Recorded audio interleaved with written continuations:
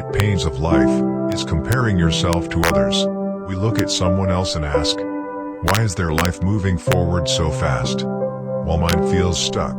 What we forget is this: not everyone walks the same road. A fish was never meant to fly, and a bird was never meant to swim. But if the fish tries to live like the bird, it will spend its whole life feeling like a failure, even though it can cross the deepest oceans. Today, social media makes this struggle heavier. Every scroll shows someone winning, someone is growing, someone living a life that looks better than ours. Slowly, we stop seeing our own value, and without realizing it, comparison turns into sadness, and sadness turns into hopelessness. This story is for anyone who has ever whispered, "I will never be enough." Listen closely. There was once a quiet village near a wide forest. In that village lived a boy named Ethan. Ethan was disciplined, honest, and kind, but inside him lived a voice that never rested. Whenever his classmates scored higher, that voice said, "You're not smart enough." When he saw someone with money, it said, "You're already behind." Even small things made it louder.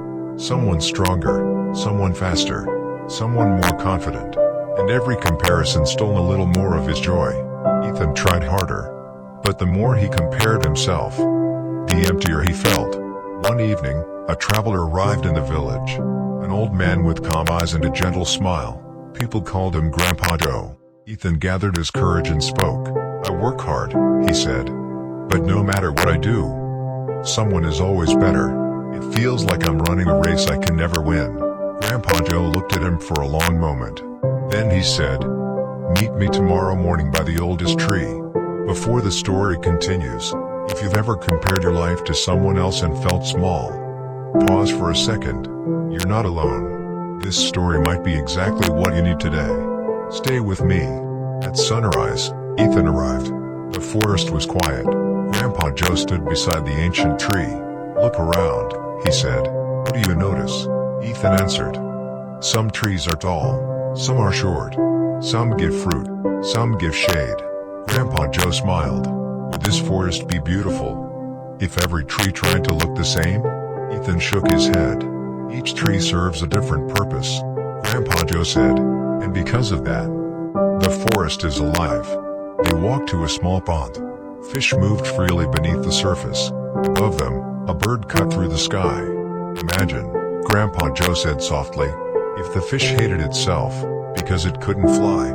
That wouldn't make sense." Ethan replied, "It was never meant to." Grandpa Joe nodded.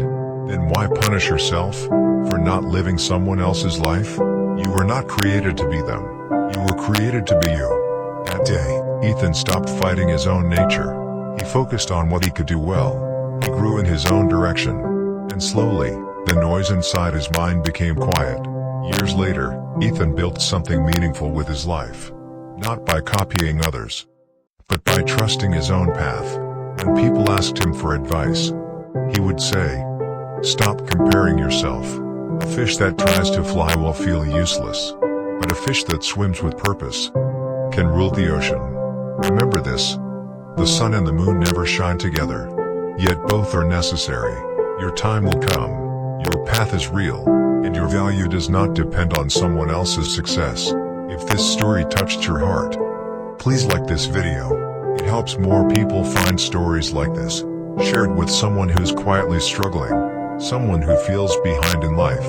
And if you want more stories that heal, inspire, and change the way you think, subscribe and stay with us. Your journey is just beginning.